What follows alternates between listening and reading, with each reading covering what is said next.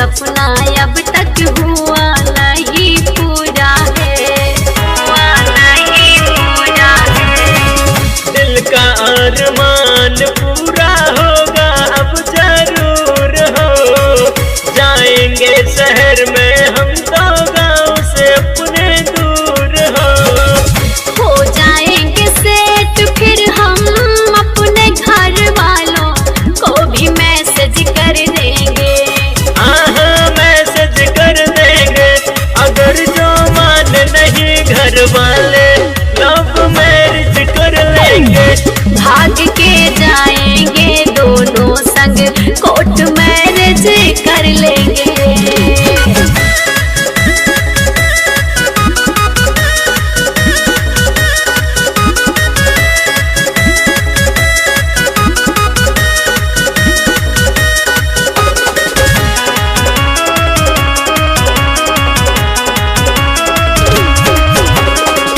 खाएंगे हम सूखी रोटी मरना जीना साथ में, कोई हमको कुछ भी कहे पर आएंगे ना बात में, आएंगे ना बात में।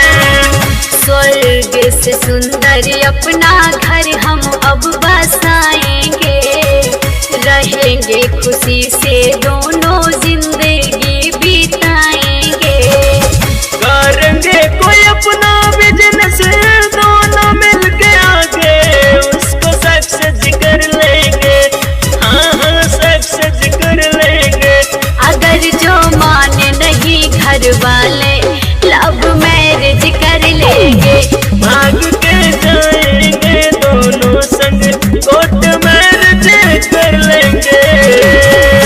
घर वालों को खूब समझाया समझ न पाए खुद से मैनेज कर लेंगे। घर वालों को खूब समझाया